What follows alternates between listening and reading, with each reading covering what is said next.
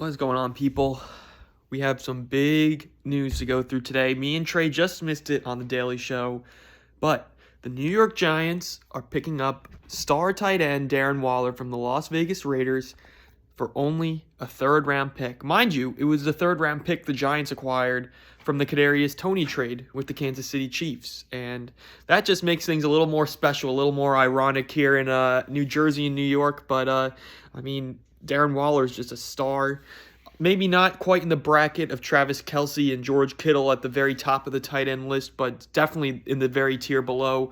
He has shown the ability to just make big plays, even though it didn't really lead to much in the Raiders. It's been some tough years over there in Las Vegas, but back-to-back 1,100-yard seasons, former Pro Bowler, former comeback player of the year.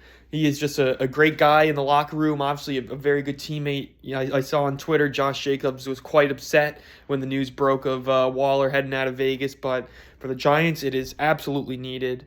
You already have Daniel Jones back on a 4-year deal. You have Saquon Barkley, at least for this season, on the tag. But you do need help for Daniel Jones. He was throwing it to guys like Isaiah Hodgins and Richie James last year, who, no disrespect to them, are not quite high-caliber players in this day and age in the NFL. But Daniel Bellinger had a pretty good rookie year. Now it seems like he's going to back up Waller, and the Giants' tight end room has quickly become one of the best in the NFL, I would say, after that trade.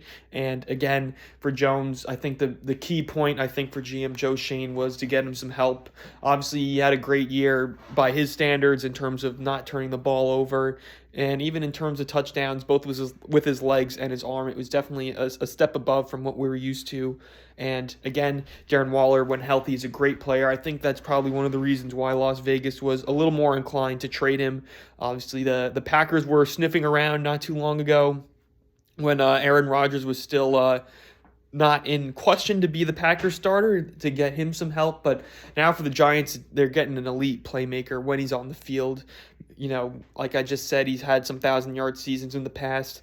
And, Derek Carr, obviously one of his favorite targets during his time in Vegas. And now we'll see how him and Daniel Jones mesh. And for the Giants, they're looking to get a leg up in the NFC East. Obviously, we've seen a lot of players, especially on that Philadelphia Eagles defense, start to head out and start to find new teams in free agency. And obviously, the Giants are hoping they could capitalize on that, but clearly have some work to do. Still need to bring back some players on the defensive end, notably Dexter Lawrence and Julian Love. And also, if they can have a really good draft, get some help in the secondary, get maybe some receiving help, and on the offensive line even, then I think we can have a good conversation. But regardless, it is a great day to be a New York Giants fan, people. They just got an elite tight end in Darren Waller, and I, for one, am very happy. I hope many other Giants fans are too.